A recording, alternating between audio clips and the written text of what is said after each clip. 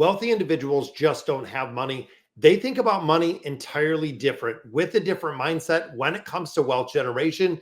Well, a lot of people focus on earning, they focus on saving, they focus on the elimination of debt. The rich approach money with a long term strategy, prioritizing investments, taking smart risks, and having a very strong foundation when it comes to financial education.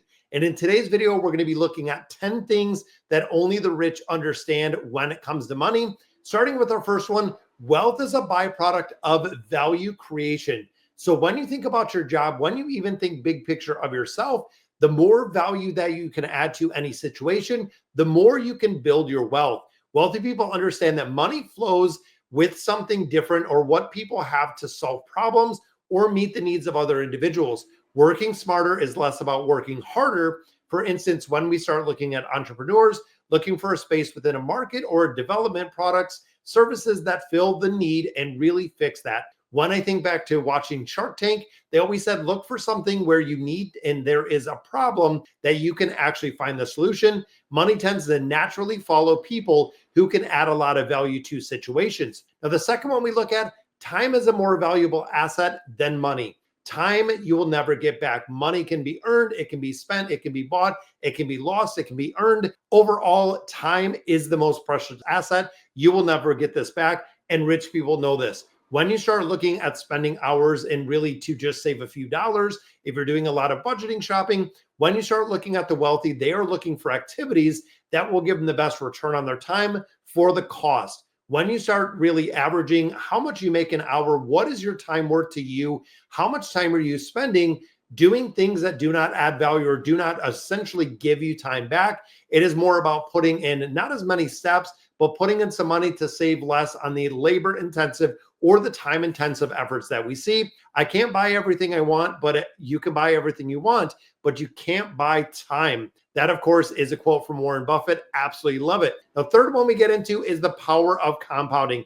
Not only do the rich save money, but they also understand that money earns money. This is super important when it comes to investing. When I go ahead and put my investment in and it starts growing, it starts compounding, now I have a bigger pile to play with.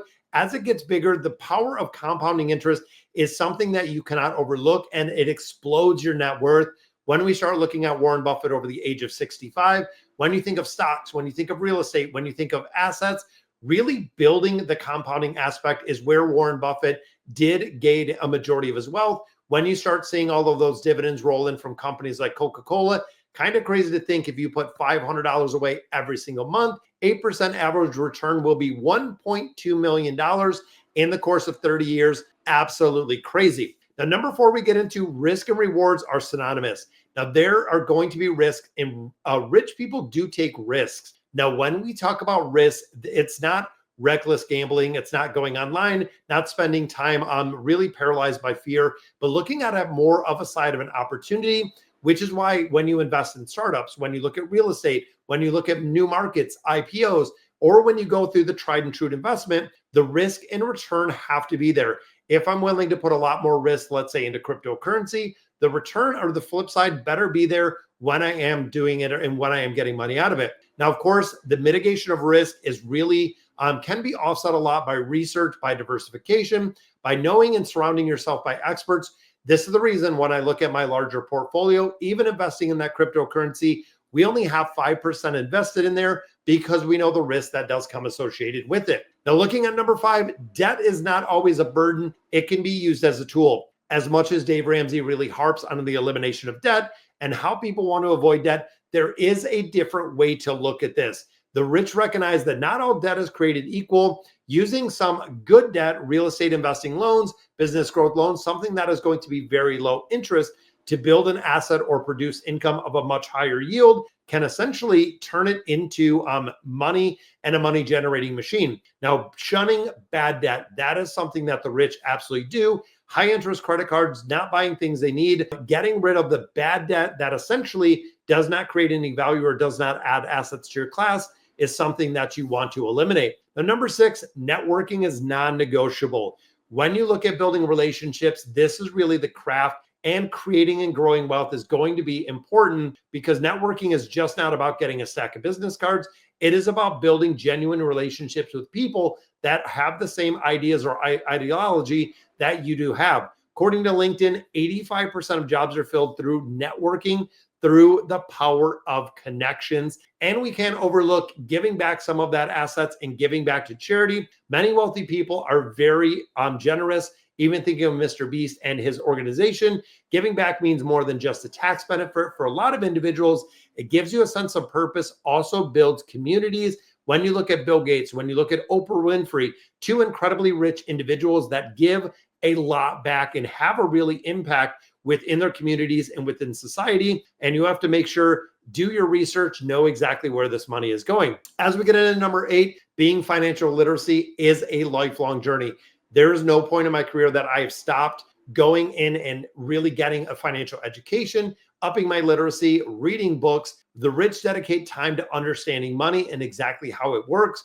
If you want a perfect book for this, The Psychology of Money should be given to every middle schooler or high schooler, should be a point that is read. But knowing how to not only grow your money, but also the fact of protecting it. When you start looking at reading books, consulting advisors, keeping up with the economy, knowing the difference between IRAs, 401ks, looking at mutual funds and ETFs, you have to know exactly what it is. With this knowledge, you can make informed decisions on everything you want to do. And the big one that I'm going to go over, keeping your emotions in check when it comes to money. This is one where the stock market dips 5%. Everybody gets a little anxious. They start wanting to sell. It dips another 5%, entering in the correction territory. That's it. Fear has taken hold. They are going to liquidate it. Fear and greed can ruin the best financial plans.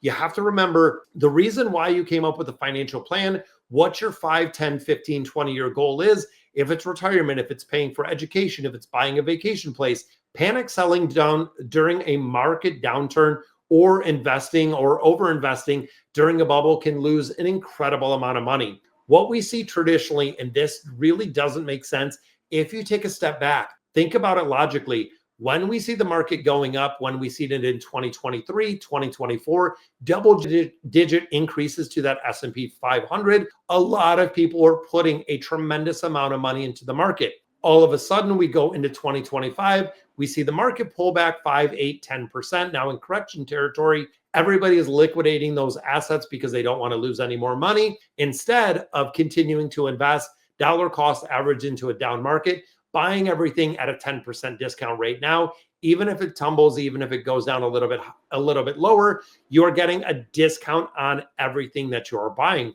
And the final one I'm going to leave you with, number 10, legacy planning starts early. For the wealthy, money is not just about the present. It is also about leaving a legacy. We have talked about this before. Generational wealth and generations to come. Imagine if your kids didn't have to worry about student loans, didn't have to worry about mortgages, didn't have to worry about car payments. This could mean setting up trusts, foundations, businesses, companies that your kids will have, your grandkids, or even your great-grandchildren. Wealthy parents prioritize teaching children not only how to manage their finances, but also the preservation of wealth for generations. Meaning if you could support your family for the rest of your life, and then the family supports every other generation that's coming down the pipeline, could be absolutely game-changing for you.